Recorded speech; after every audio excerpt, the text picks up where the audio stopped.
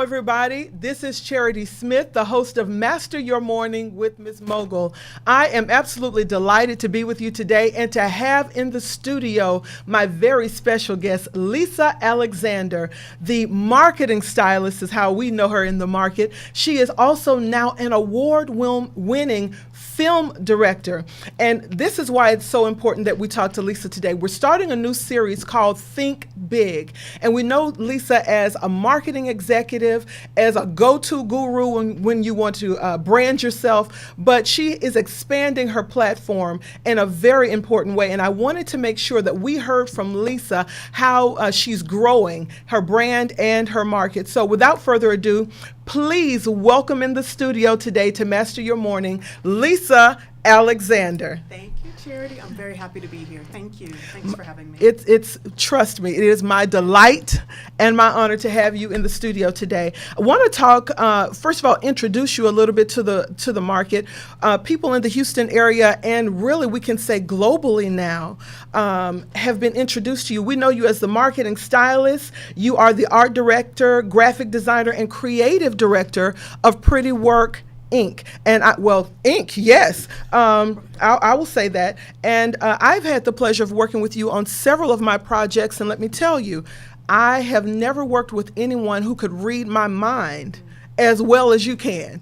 And that's so important for visionaries. You know, we come to the table with this huge project, and many times there may be holes or gaps there, and you just know how to fill them in and bring the best light, the best voice, the best presentation forward.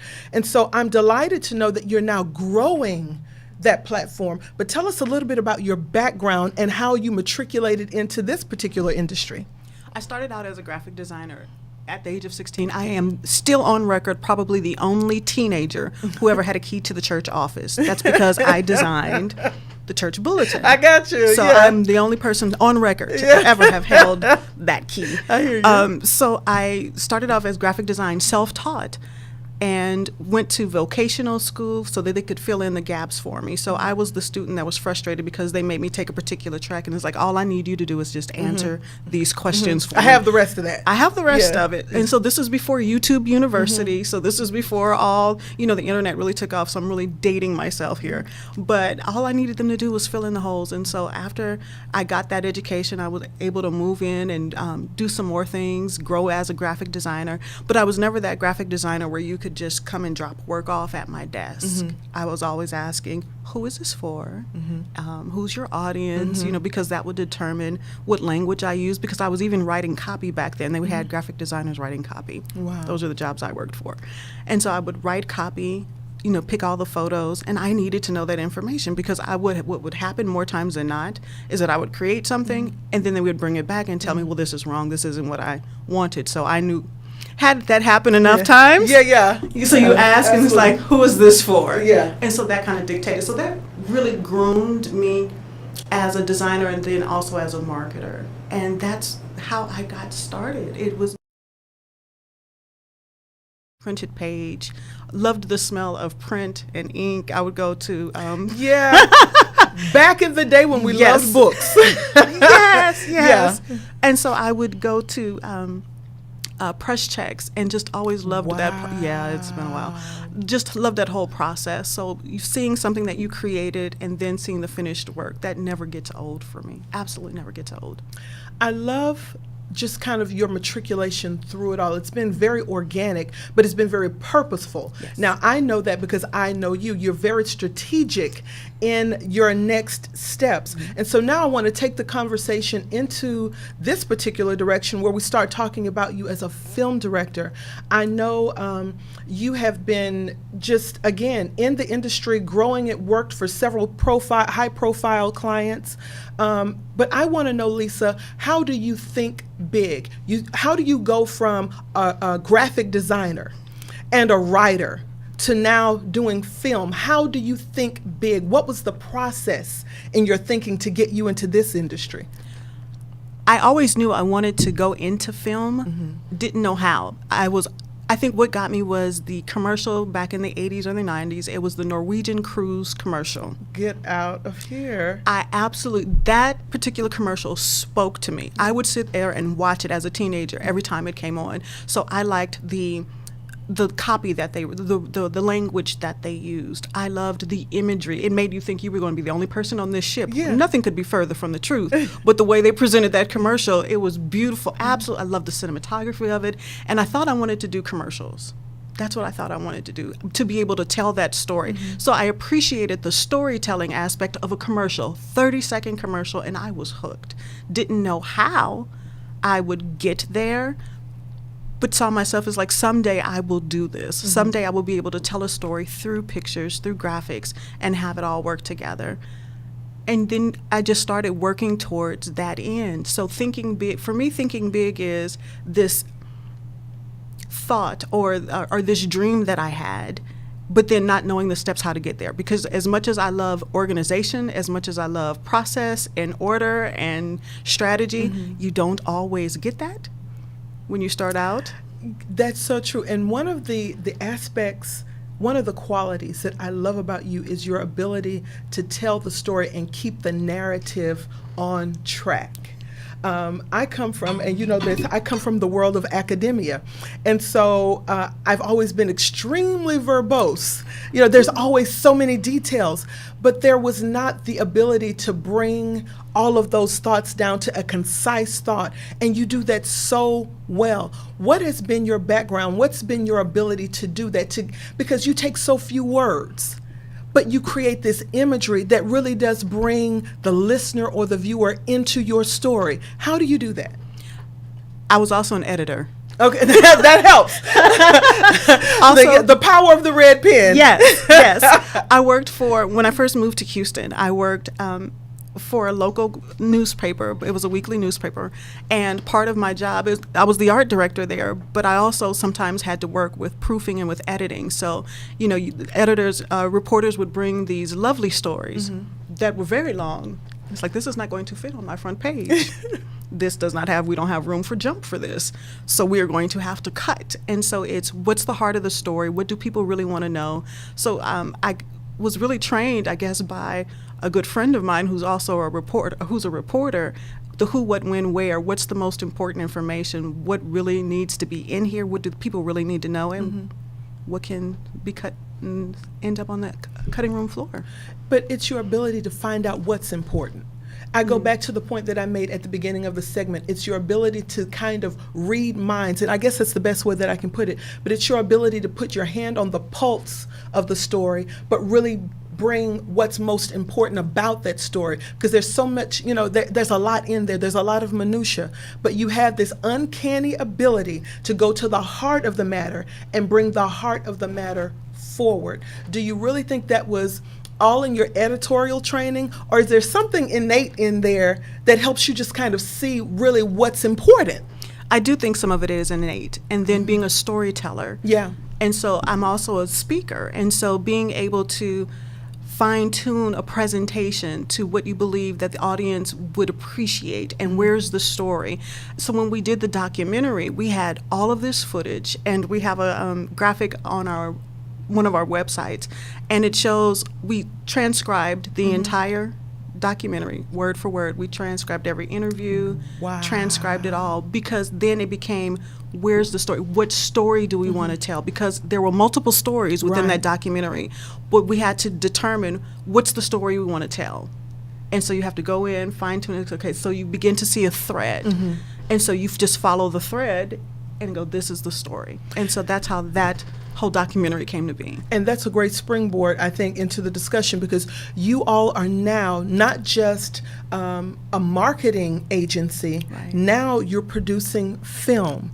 And wanted to really congratulate you. The award that you recently won for your documentary, What Mercy Looks Like, has not only been in the national markets, but it has gone global, ladies and gentlemen. And so we're delighted about that. You are now an award-winning film director. What Mercy Looks Like, it's the REMI Award for the, give me the World Fest Houston Independent Film Festival. Here in Houston. Yes, ma'am. And so now let's talk about how huge that is. That's not a local award. That's globally recognized in the industry. It's respected in the industry, and it says a lot about your ability, again, to bring the story to the forefront.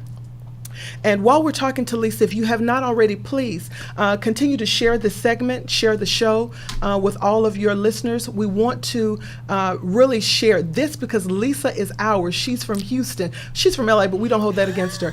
She's here in Houston now, and we really want to show support to her in this market. But Lisa, you and I were here when the devastation of Hurricane Harvey hit our city. Right. And we're still rebuilding from that. Many folks are still trying to pull pieces of their lives together. And I want to hear about why and how you, what made you bring out the camera? Where was the story? Where was the aha moment for you? There was a lot of chaos going on in our city. How did you capture really what was going on? We heard all over the news, national news, international news. We're talking about the Cajun Navy and neighbors helping neighbors. And I was blessed to host a Day of Hope for Spring ISD. But you captured the big picture. Tell me about that process. How did it start and where did it go from there? We happened upon that project. It was not planned. There was no GoFundMe to fund this project. I tell people all the time, it fell in our lap. It absolutely fell in our lap. I had to speak one Sunday at Trinity Vineyard, and Trinity Vineyard was the base camp for an organization that was coming, and they were going to do all this relief effort. So I had to speak that particular Sunday.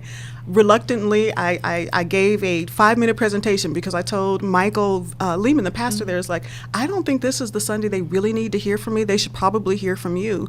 And so I just gave 5 minutes, gave my little Sunday school lesson, gave my little presentation, and Elgin, my husband, he always records me. So if I'm speaking somewhere, he's going to be off in the shadows somewhere with a camera so that I can critique myself later. He never misses a moment. Never. He never misses a moment. No, love him for that. Absolutely love him for that. And so we had the cameras there to record me so that I can always critique myself later. And so it was just by chance that I had to speak that Sunday, gave my 5-minute Sunday school lesson, and we had the cameras there. And so that particular Sunday, the crew from Louisiana was coming in to set up the base camp at the church. And we're watching all of this unfold. And, Elgin and I kind of look at each other and go, this is pretty phenomenal. And we probably should share this story. So he picked up a camera, I picked up a camera, and we started documenting. Now, originally we thought, this would be pretty cool. We'll give them a 10-minute film, and they can use it for fundraising. That's what we thought initially, that this was going to be a promo piece that we would submit to the organization. God bless you. You're doing wonderful work. Had no idea. From the start, we had no idea that the project would grow the way it did.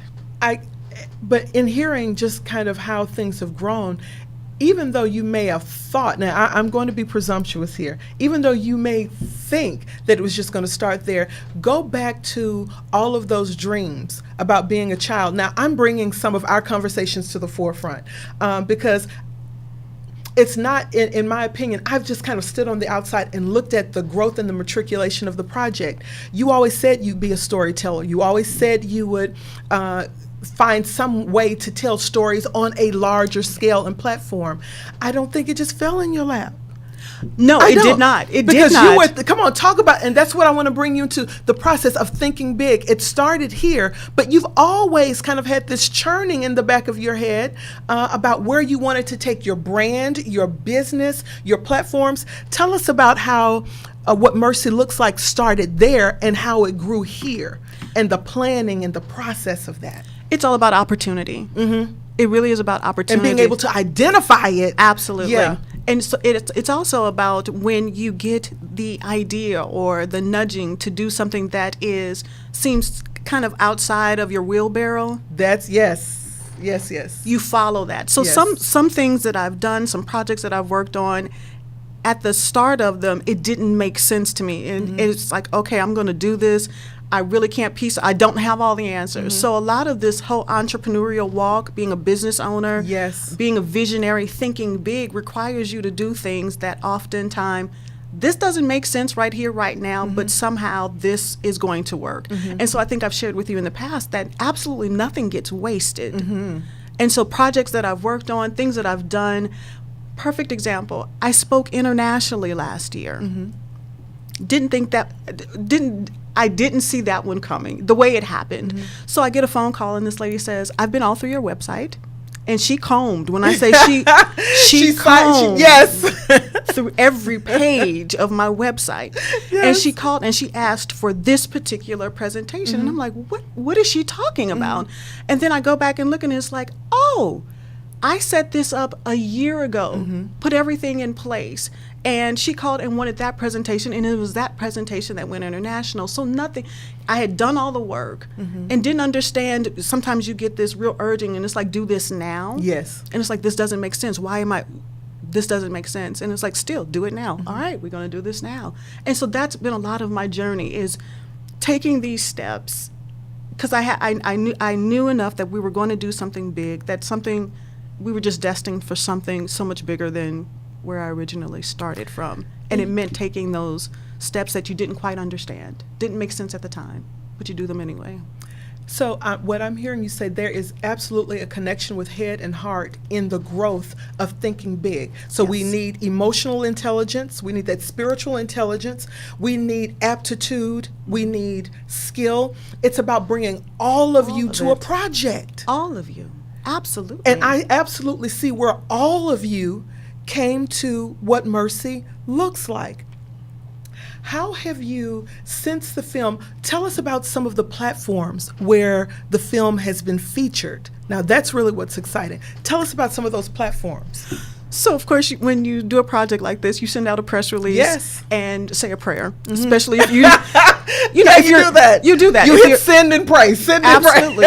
Especially because we didn't have this project. Again, I'm going to say it landed in our laps. It was a wonderful opportunity, but it gave us no chance to do fundraising for a project because this was self-funded out of our pockets, every bit of it. And so there just wasn't room in the budget to hire a publicist to really do, what publicists do, and they do wonderful work. So you write a press release. Thank God for those good editing skills and writing skills. Nothing gets wasted. Nothing got wasted in this project. Come on, absolutely nothing got wasted.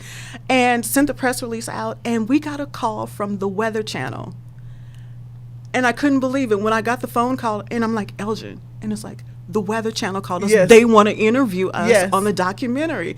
And he's like, are you lying? He's like, Lisa, stop playing. Stop playing. I was like, and he couldn't believe how far reaching the documentary was and how it impacted people. And so I think that was the biggest thing to come out of the document. It's one of the big things at this point. We won an award for it, but that to be interviewed on the Weather Channel, it's like we went national before we went local. I think that played before, some of our local markets picked us up. And so we're just very, very proud, to say that we've been on the Weather Channel.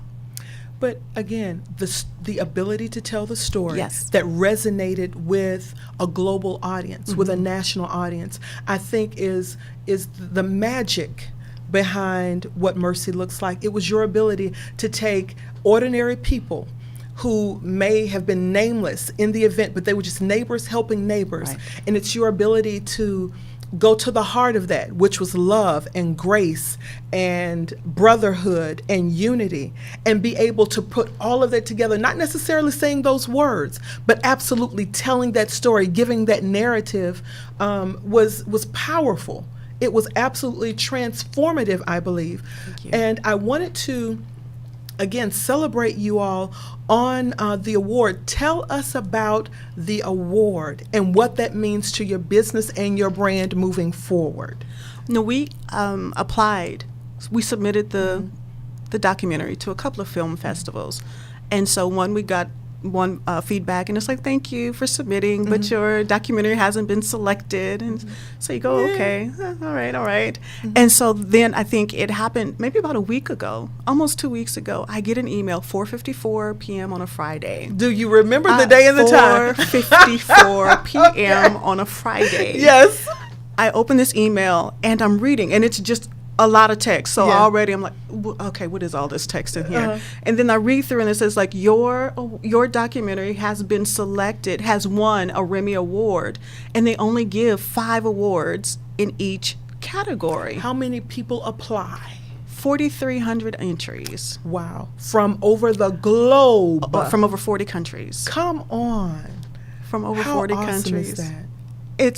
It's mind blowing. Yeah. And again, my husband and I were going this little story. It's like apparently it's not that little. And we found that people were really interested in this particular story, and that no one had ever shown it in this particular way. So we're very grateful for that, and our ability to, as you say, see the story and tell that particular story. No one had told the story from the volunteers' point of view and what they experienced. Usually it's very slanted toward the organization. You know, here we are, we're wonderful, and we're doing this, that, and the other, and here we are in the city. But this simply just told the story. Here are people who came from everywhere. Yeah. And that was so moving for Elgin and I when we did this, is that these people took vacations. Yeah. They flew from across the country. They told their bosses, look, I want to take my week vacation, and I'm going to go sludge some houses. I'm going to go muck some houses. And so that was absolutely amazing to us, that people, their hearts touched them. Something that happened here locally in Houston, and somebody in Des Moines says, I need to go help. Yeah.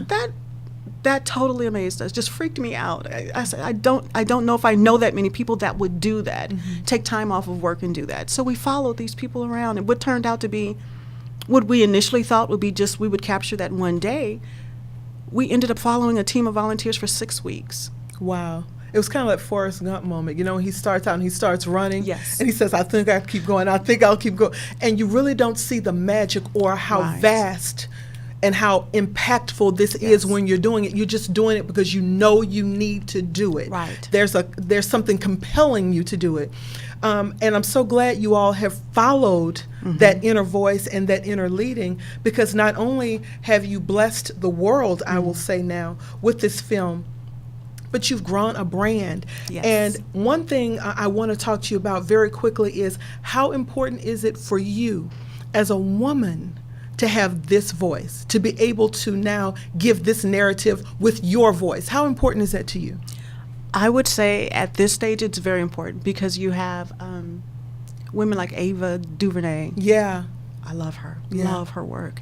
And finally, women of color having a voice in this arena, and our narratives being heard. So, of course, you had Black Panther and that whole narrative. Yeah. And so there is a different, we bring something different to the story. There's our perspective.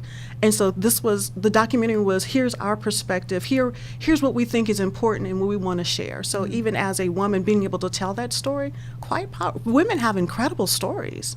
We have incredible stories to tell. So to be able to capture them and tell them in a way that highlights and showcases the best of us. I have a hashtag, it's like, I love the best of us. You know, put that forward, put that forward, put the best of us forward.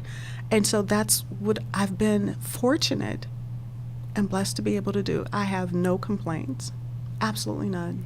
What a journey. It's quite a journey. And let me just say this, you absolutely are the best of us. Thank you. You are the best of us. Thank you. I want to again say congratulations on the matriculation of your growth and your brand. It has been quantum leaps. And I want to take this moment to kind of go back and say something that you've said to me many times, and I'll say to you, nothing is ever wasted. Nothing. Nothing is ever wasted. And I believe it is your ability to see the importance of those pieces and create this tapestry that is not only a business and a brand, but it's an experience. You bring us along for the ride. And we love the way you drive. Thank you. We love the way you drive. Thank you. I love it. Ladies and gentlemen, if you have not already, please invite everyone you know to tune in to Master Your Morning with Miss Mogul. I am in the studio today with Lisa Alexander, the gracious Lisa Alexander, the marketing stylist, who is now award-winning Lisa Alexander, pardon me. I wanted to, in closing, ask you, Lisa, if you could give one pearl of wisdom, if you could be known for one thing, and you're vast and you'll be known for many, but if there's one thing you want the world to know about you, if you could deposit one thing in the earth, what would it be? To listen. Wow. Because we all have the ability to hear, or we see things, and things are brought to us, and sometimes we'll discount them as like, oh, that's nothing. And I tell women particularly all the time, and it's like, stop saying, oh, that's just something that I do. Oh, it's no big deal. Oh, it's just and it's like, stop, no. And it's like, because innately there is a gift inside of us, and if we listen, if we're obedient, if we go out, I used to have a hashtag that says, put it out there. It doesn't have to be perfect, but it does have to be done in excellence. Put it out there, because, and I think you and I have had that conversation.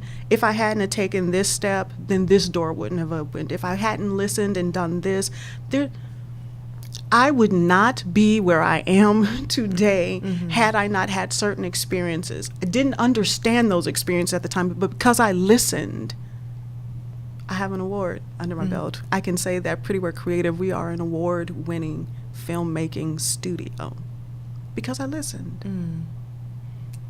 So if you're in the South or not, and you have a strand of pearls, put that one on and clutch the pearls. How awesome is that? Wow. That resonates. It really resonates. And it's not just listening here, but listening Absolutely. here. Yeah. Wow. Ladies and gentlemen, you have been in the presence of greatness. I will say that. I'm so delighted to have this time with Lisa Alexander, to have her share her journey with you, to share her story with you, to highlight her new documentary, What Mercy Looks Like. Lisa, I heard you say that this was a self-funded project. Correct. How can people get in touch with you to now invest in what you're doing next? Absolutely. You can go to whatmercylooks.like.com. There, if you go to the documentary page, there is a donate button. You can absolutely donate.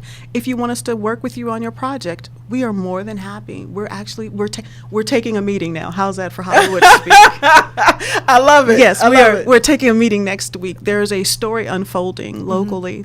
It's a very beautiful story, and so we're going to take a meeting and see about what would be the best way to tell this particular story that's unfolding right here, right now. And it's an incredible story with intriguing. Yeah, it's.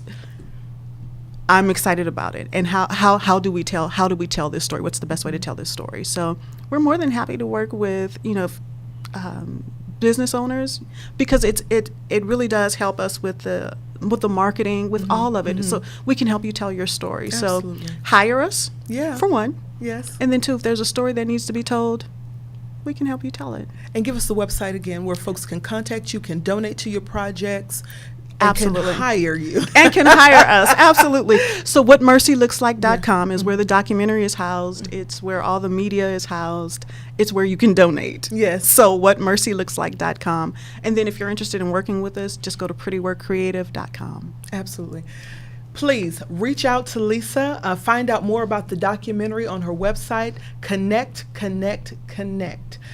We are just getting in on the ground floor with this team, but I promise you, they won't be here long. They've already shot up quantum leaps, and you really want to be along for the journey. So again, Lisa, thank you so much for sharing the space with me in the studio. Thank you to your husband, Elgin, who is out in the green room waiting on us. But thank you all for tuning in today. It's always a pleasure to share these conversations with you. Again, we're in a new series called Think Big. The purpose of this entire series is really to blow your mind. And I don't say that facetiously. I really want your mind to be blown. Take the limits off, take the boundaries off. What would be the thing you do if failure was never an option for you? That's the conversations that we're going to have with the Think Big series. So remember, tune in every Tuesday, 9:30 a.m. Central Standard Time, right here on Facebook Live. Share it. These are important conversations that we're having, not only with women, but I'll have some brothers coming into the studio, and we'll talk to them about what they think about thinking big as well. This show has been brought to you by Mogul Life Real Estate. We can't do it without our supporters. If you are in need of buying or selling a home, or if you'd like to learn more about real estate investing, contact Mogul Life Real Estate. You can go to mogullife.com or call the Mogul Life office at 281-676-9857. We do have classes that will be starting soon for women who want to learn how to invest and to be strategic in investing, so you don't want to miss that. Also, you may know that I am the author of a new book, and the book is called The Roar of a Woman. This book is taking the market by storm, and I don't say that lightly. I'm very grateful for it. If you have not picked up this book, you can go to charity.com, pick up your copy today of The Roar of a Woman. You'll hear my Me Too journey. You'll hear my rise and matriculation through the corporate world and how I had to fight my way out of that. You'll hear about the world's ugliest divorce and how the Father brought me through that. You'll also hear about my story of healing via the Lion King of all things. But you have to get the book. Again, go to charity.com and get the book. Secondly, we're growing the brand. I'm not the only woman who wants to roar, right? There are lionesses out there everywhere who are telling me, I want the mug, I want the shirts. So I'm going to make those products available to you. They will be hitting the market very soon. So stay tuned to what's going on here in the studio, as well as what's going on social media and online. You don't want to miss that. The products, the shirts, the mugs, etc. will be available very, very soon. In closing, if you are a business owner or a business leader and you would like to advertise with Master Your Morning with Miss Mogul, I am making available segments throughout the show, 15-second as well as 30-second commercial spaces. So if you would like to advertise to smart, intelligent decision makers who are women, this is the brand and the platform for you. For more information, go to charity.com, or you can send me an email at masteryourmorning@gmail.com. Now, that's all of our time for this week's segment. It's been an absolute joy to share this space with you. Remember, tune in, tell thinking intelligent women and men to tune in every Tuesday morning for Master Your Morning with Ms. Mogul. We have riveting conversations, thought-provoking ideas and strategies. This platform is here for you to help you master your morning. With that, I'll see you next week. Tune in then. I'll see you soon. Bye-bye for now.